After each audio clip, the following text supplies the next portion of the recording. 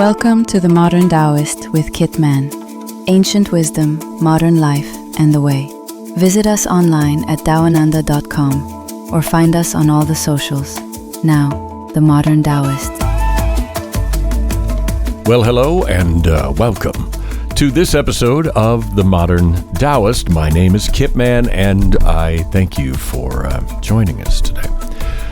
Sometimes when you are in this process of creation, whether you have a podcast or you're an artist or you're a songwriter or an author, whatever, sometimes in your process of creation, you have an idea and you say, okay, let's sit down and flesh this out and see where it goes.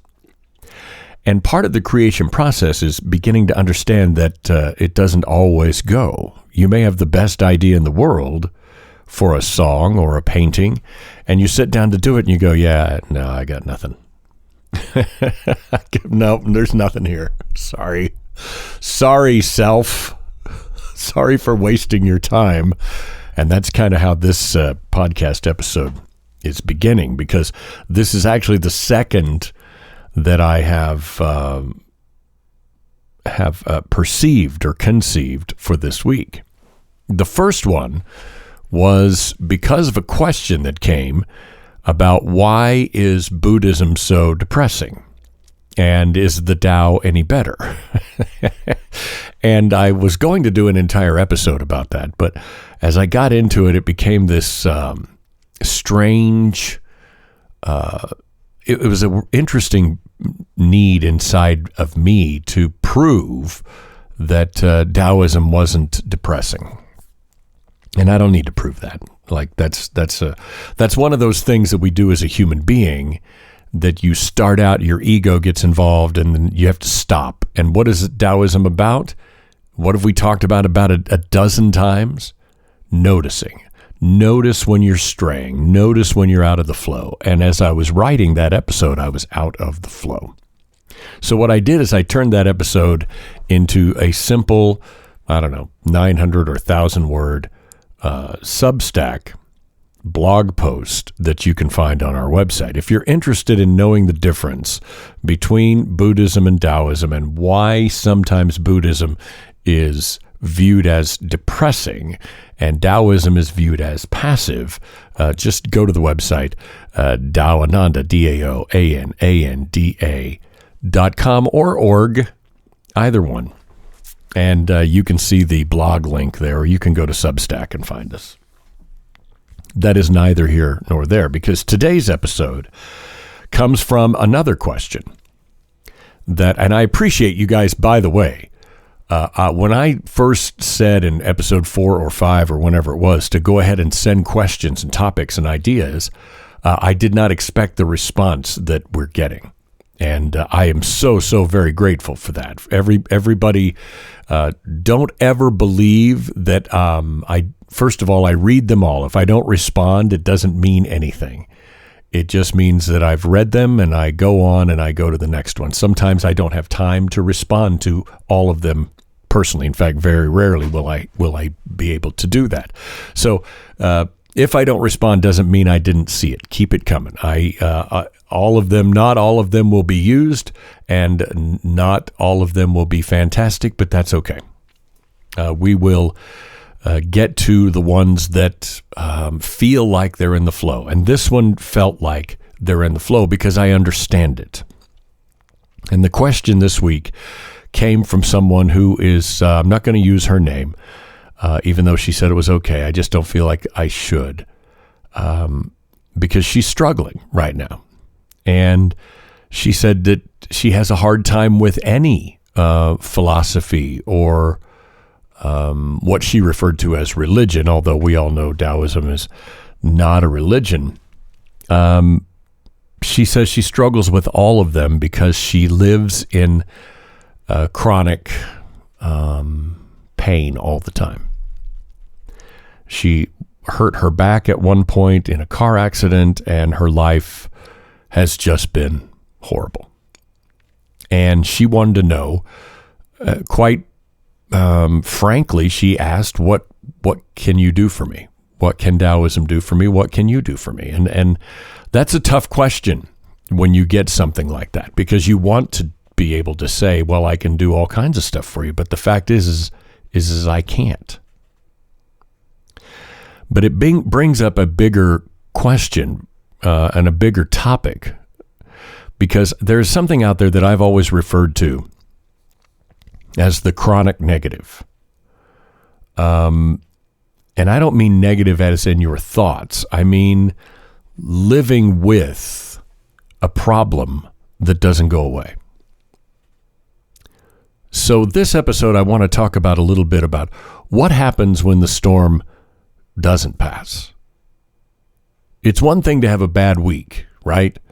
A flu that lays you out, or a bill that you don't expect sets you back financially. But what about a problem that doesn't go away? What about the person that has lived with chronic pain? What about someone who has wrestled with depression for years? What about a family stuck in poverty with no clear way out? That's not a passing cloud. That is a sky that stays heavy and rains day after day after day. In our culture, the advice for people in this situation, to me, always sounds hollow. You got to stay positive. You got to push through. You got to think happy thoughts. Well, that's all well and good. But when your body aches every morning, or when your depression drags you down daily, or when your paycheck barely covers your day-to-day financial responsibilities, or maybe you don't even have a paycheck, positivity isn't going to pay the bills. And to me, sometimes, not always, because most of the time it's well-meaning, but sometimes the stay positive crowd can feel a little insulting, right? So the question becomes, for this episode, where does Taoism stand? Because Taoism doesn't pretend suffering doesn't exist, and it doesn't promise escape or a magic healing. Instead, I want to offer a different lens. Taoism holds both joy and hardship, gain and loss, health and fitness, or health and illness, actually. None of these cancel the other out. This is a big thing that people get in their heads, that if I'm healthy, then I'm healthy. You understand the difference between what I'm saying? If I'm wealthy, then my life is fulfilled. If I'm healthy, then my life is fulfilled. If I'm happy, then there is no pain. Well, none of that is true. They don't cancel each other out. They all belong. And it doesn't mean that Taoism is indifferent. It means that it doesn't frame struggle as failure. You are not broken because you have a chronic illness. You're not less because you live with depression. You are not cursed because you are poor. These conditions are not punishment. They are realities within the Tao, and the practice is learning how to move with them rather than against them. Will you find relief if you learn to move with them? Yes and no. And I'll explain. This is where Qigong, Taoist medicine, and Taoist philosophy all overlap. Not in promising to remove every pain, but helping you find balance. To breathe even when it hurts. To find rhythm even when your world feels stuck. And that's the guiding question. What does Taoism offer to those living in the chronic negative, with the struggles that won't go away overnight? So we'll look today a bit about how Taoist thinkers throughout history approached hardship and how these practices adopt to chronic conditions today, Sometimes the Tao isn't about escaping the storm, but learning how to live when the storm is your reality. One of the first things we need to do when talking about Taoism and chronic struggle is clear the way that, in fact, clear a way, get rid of the assumptions that people carry from other traditions. Because your brain is conditioned to think of these processes and these thoughts as a religion. Because in much of Western religion, the message is pray hard enough, believe strongly enough, and you will be healed. The sickness will be lifted, the depression will be gone, poverty will turn into showers of money.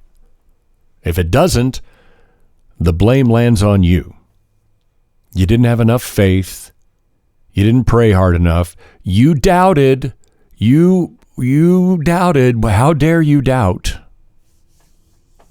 Taoism doesn't walk down that path. It doesn't see the universe as a judge handing out punishments and rewards based on your devotion. It doesn't ask you to plead your case to a higher power and then sit back and wait for relief. It sees life, the Tao sees life as flow, a current that carries health, sickness, joy, wealth, sorrow, poverty. It carries all of them at the same speed. There is not a single condition that is proof of divine approval. And more importantly, there is no divine rejection. And that's an important distinction.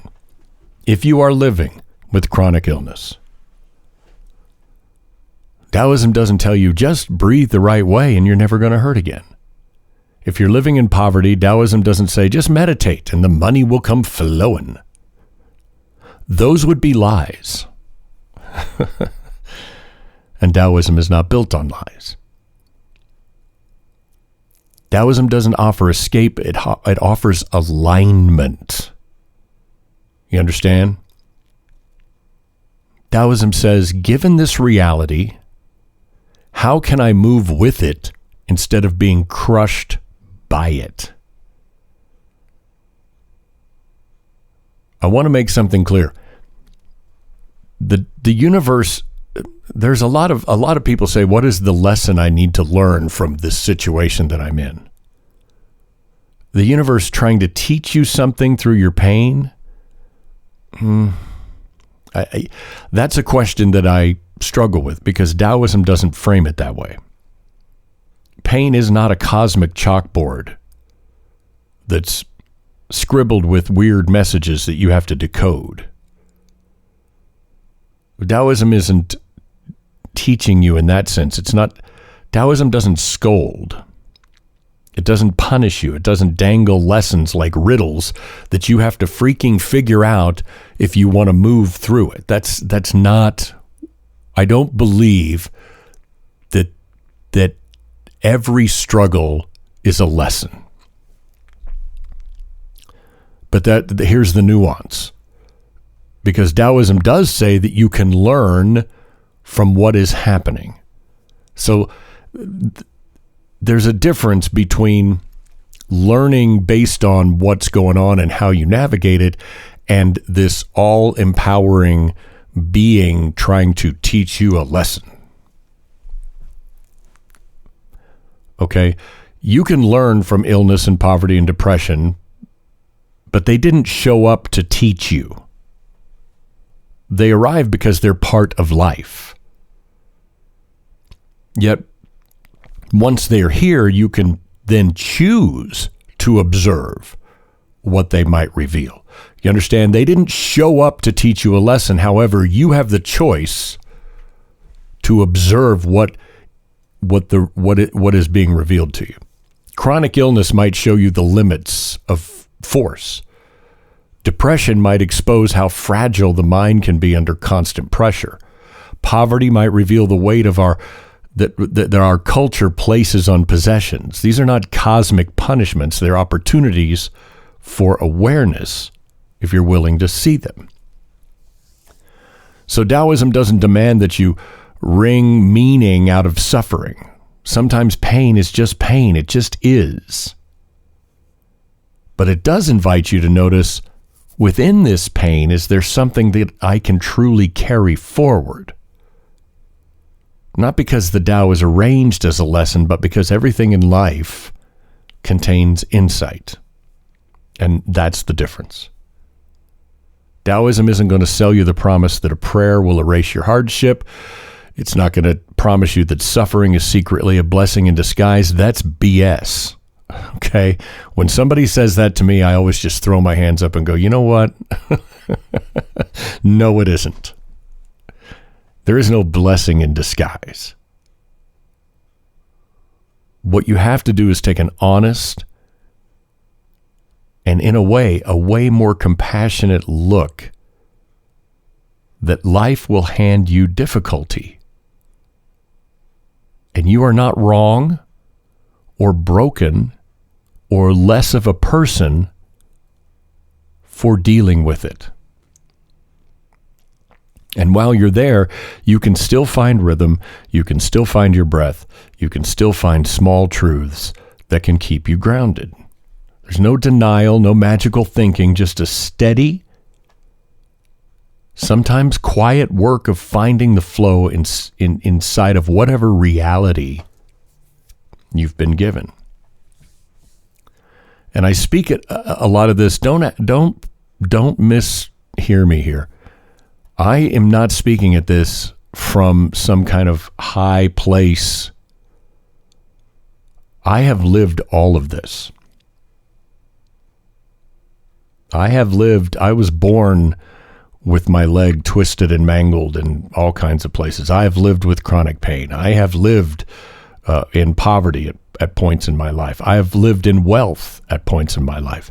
I have lived in depression at points of my life. I have lived in great heights of joy and happiness at points in my life. So I'm not giving you this message today from some kind of exalted throne. I'm giving it to you from a place of having lived it. It's tempting to imagine Taoist, like the old sages of history, as these serene mystics that live in the fog on a mountain, untouched by suffering, floating through life in perfect harmony. That is a myth. Taoist practice did not develop in heavenly towers. It grew out of villages and mountains and farms and places where poverty and illness and limitation were everyday facts of life. Think about the farmer in ancient China. Crops fail, winters hit hard, sickness spread without any modern medicine to fight it. Or imagine a monk living in the mountains where there's no food, and your body is tested by cold and isolation. Taoist philosophy was not written from the comfort of certainty. It was written from the reality of struggle. One of the earliest Taoist texts, Zhuangzi, is filled with stories of people facing limitation, sometimes extreme. In one tale, Zhuangzi himself reveals that a man who has lost a leg and the man that insists he is no less whole. His spirit, his flow with the Tao isn't defined by the fact that he's missing a leg. That's not a metaphor. It's a story from more than 2,000 years ago about living with a permanent disability. The lesson wasn't that the universe punished him or that his suffering was secretly a gift. The point was that even in limitation, one can still find life.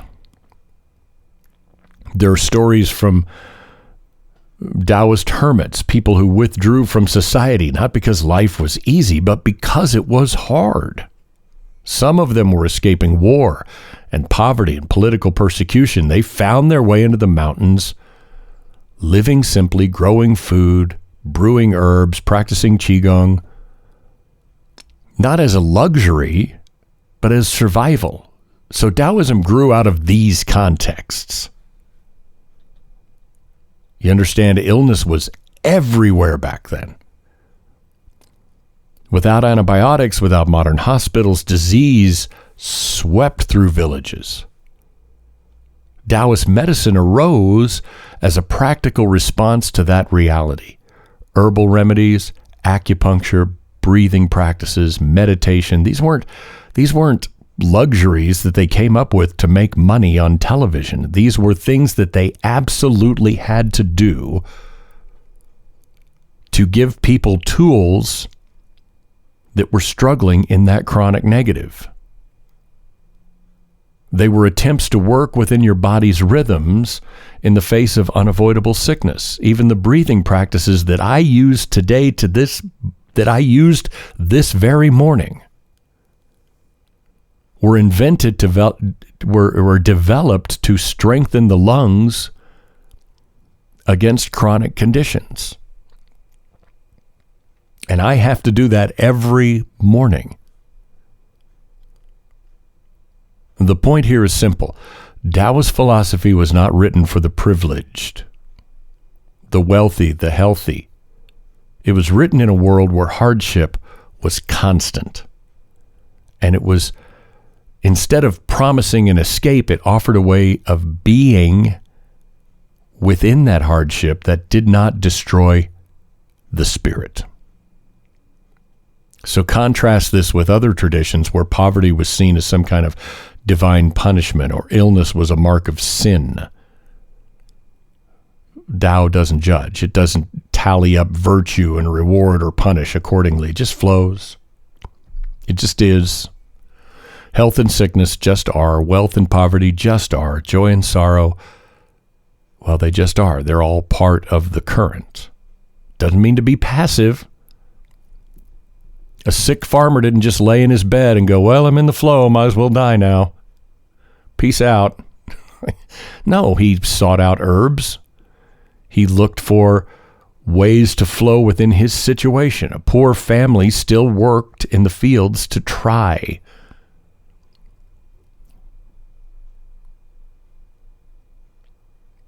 Someone with sadness or depression still practiced breathing and meditation to soften that weight. So don't be confused. Taoism's not asking you to sit back and do nothing. But it's asking you to act without force, respond in ways that restore balance. This is why the Taoist path is so relevant to what I call the chronic negative. Because it doesn't grow out of a fantasy of perfection. It grows out of a real human life that is marked by all levels of the experience. Joy, suffering, sadness. The illness may stay, the poverty may not lift, the sadness may return. But none of these make you less whole. They don't make you less of a person. They don't make you less deserving. They don't remove you from the flow of the Tao. Fast forward from the farmers and the hermits of early Taoist history, where are we now? Chronic illness may come with a battery of medications and endless doctor visits. Depression now has a clinical label. Poverty looks like working 2 jobs and still not covering your rent. These are modern shapes of what the Taoists went through 2,000 years ago. So let's kind of break them down a little bit. Take chronic illness. Western medicine is remarkable at treatment. Surgery, prescriptions, therapies. However, often they're measured in terms of cure or control. So what if your condition can't be cured? What if it's something you have to live with for the rest of your life? Well, you need another frame then. Because health isn't the absence of sickness. Health is not the opposite of sickness. It's the ability to live within the balance of what is. Do you see what I'm saying? If you have limited mobility, you've lost a leg, or you have back issues, Qigong can be adapted for people with limited mobility, even just breathing practice or gentle seated movements. Science backs all this up. Studies show Qigong lowers your stress, improves your immune response, and helps manage chronic pain. It's not going to erase your illness. You do Qigong. If you have a chronic lung issue, let's say, and if you do Qigong, it's not going to cure you, but it's going to help you navigate within the illness. It doesn't erase it, but it makes your life more livable, more in rhythm. I know this to be true. I'm not saying something that I'm guessing at. I'm not promising something that I have not experienced. I know it to be true. Look at depression. Anyone that has lived with it know it's not just about being sad. It's a weight. It's a fog. Sometimes you can't describe it. Sometimes it's a constant companion. So Taoism doesn't promise to banish depression, but what it does is offer tools to meet it differently. Breathing practices can calm the nervous system, slow the fight or flight response that often runs unchecked. Grounding practices, standing, walking slowly, noticing your breath. They all sound boring, but they create small anchors in your day. And more so, modern neuroscience is backing all of this up. Taoism is the one ancient philosophy that is being proved by science every day. Mindfulness and breath work change your brain pattern. They boost alpha waves. Alpha waves are linked to calm, lowering cortisol and improving mood regulation. Taoism's ancient rhythms line up with what science is now confirming. Of all the chronic negatives that you can live with, the one that is most easily changed is depression. For Taoism, I don't mean it's the most easily changed, period. I mean it's the one that is the most easily tackled by Taoist medical practices, because it's been proved by science that you may not get rid of your depression, but its effects will be more easily livable. Let's talk about poverty. Taoism does not, I want to make this very clear. Unlike some other traditions where where poverty and poorness is noble, Taoism does not romanticize being poor. It doesn't call poverty holy. It doesn't elevate our worthiness like some traditions. But it does ask us to reconsider what wealth means. The Tao Te Ching says, those who know they have enough are truly rich. In a society we're constantly upgrading to find success, Taoism says enoughness is what defines success. That doesn't fix systematic inequality. Let's not confuse. Taoism isn't naive about the structures of power, but it can change the personal weight of poverty. It can remind you, part of the hardest part, one of the hardest parts about living in poverty is the feeling that you are just not a human being anymore, that you're not enough. And when survival is hard, Taoism can remind you your worth is not measured by your possessions. Your worth is not measured at all. Your humanity is not less because your bank account is small. And sometimes clarity about what you truly need can lighten the suffering that comes from not having. The science here, too, is very telling. Research shows that people who practice gratitude and mindfulness and simplicity-oriented living are often report higher well-being, even in low-income brackets. That doesn't erase the poverty. It underscores Taoist insight. Contentment can exist even in limitation. And all of this points to a crucial truth. Taoism doesn't deny suffering, but it refuses to make suffering an identity. You are not the sick one. You are not the depressed one. You are not the poor one. You are a human being, a person moving within the Tao, and your condition is one current in a large river. Science again echoes this. Patients who identify as more than their diagnosis often cope better, manage their symptoms more effectively, experience a higher quality of life. Taoist philosophy and modern research once again arrive at the same place. Suffering may be there, but how you relate to it can change. So what does this mean practically? It means Taoism doesn't sell you easy answers, but it will give you the tools to move through differently, to move differently through the struggle.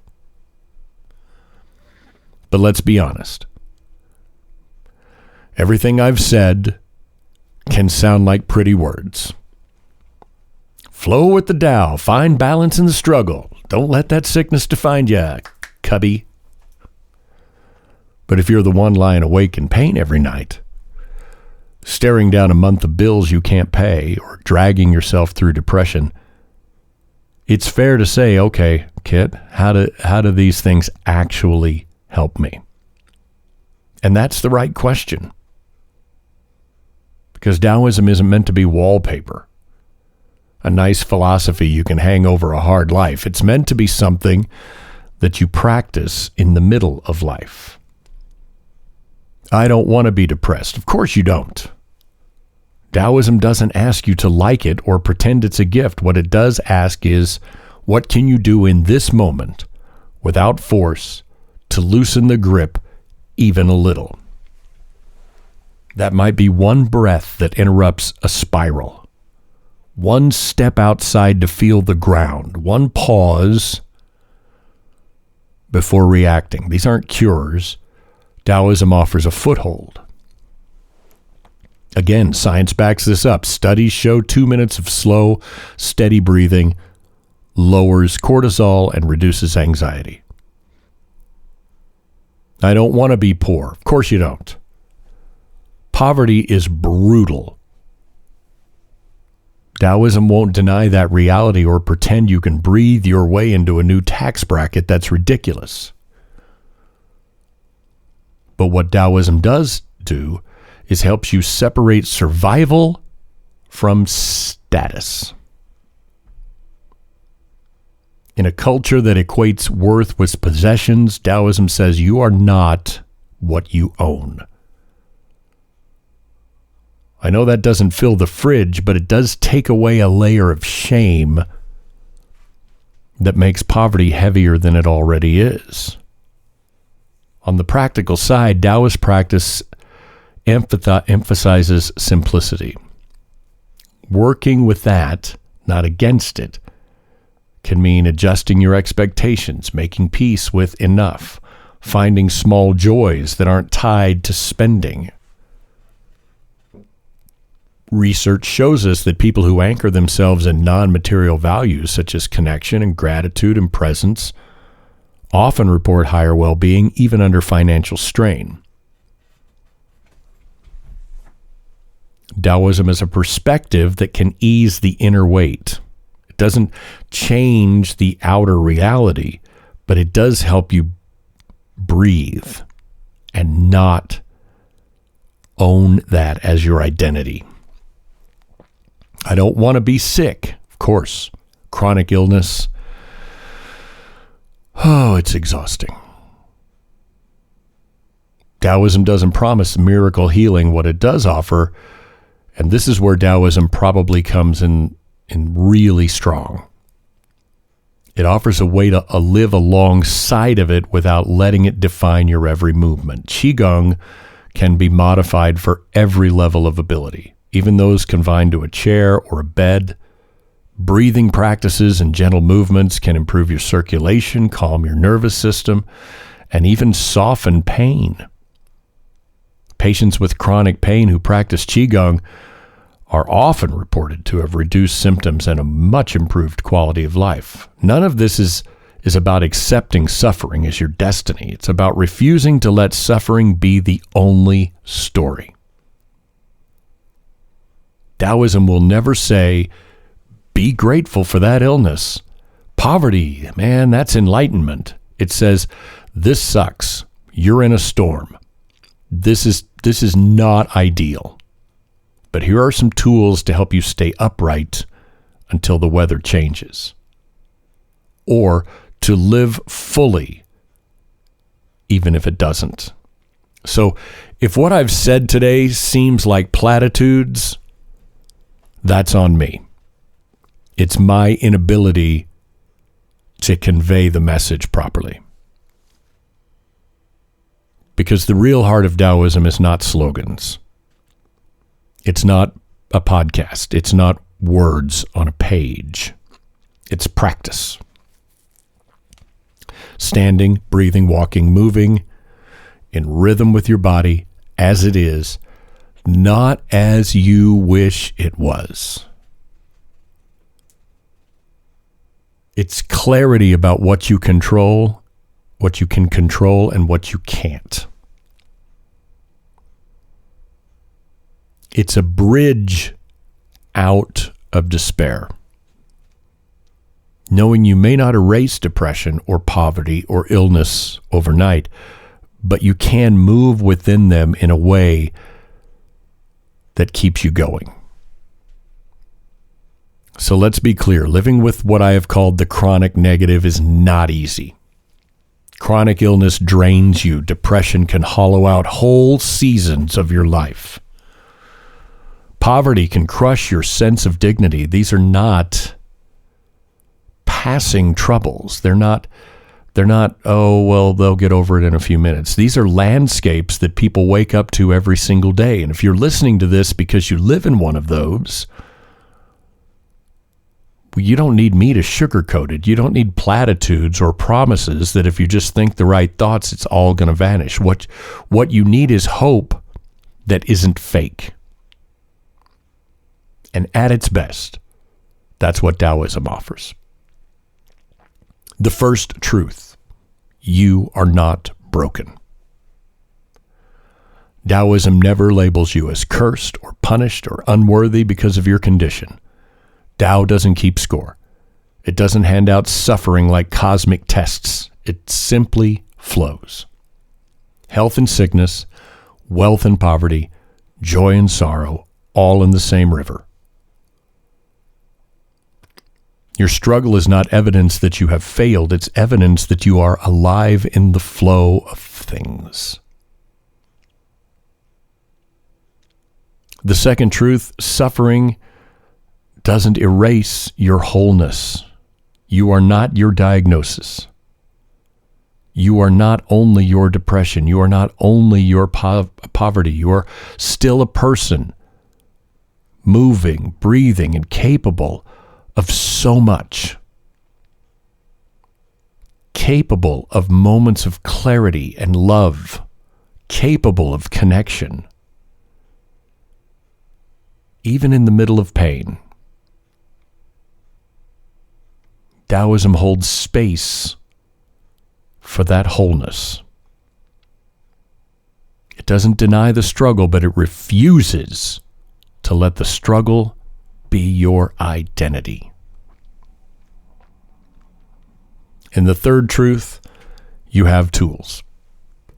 Small ones maybe, but real. Not fake faith healing promises, not give me another few bucks and I'll give you an app that'll help control your depression. Pardon my language, but that's all bullshit.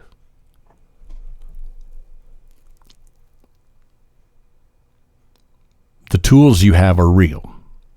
Breath is a tool. Movement, even gentle, is a tool. Stillness is a tool. Taoism doesn't demand perfection. If all you can do today is take 3 slow breaths while sitting in your chair, that counts. If all you can do today is notice the ground under your feet while you take a walk, that counts. Balance is not a goal, it's not a finish line. It's something that you can touch a moment at a time. Qigong and breath work can lower stress hormones. Science has proved this. It can improve your sleep and soften your pain. Science has proved this. Mindfulness can reduce symptoms of depression and anxiety. Science has proved it. Gratitude can ease the mental weight of poverty. None of these erase the hardship. They prove that small acts matter. So where does this leave us? Well, it leaves us with a choice. We can rail against the storm. We can curse it and fight it and exhaust ourselves into resistance. But what kind of sense does that make? If you are in the middle of a snowstorm, a blizzard, do you go outside and scream at the sky? How are you going to fight a blizzard? What you do is recognize that the storm is here, and I am here,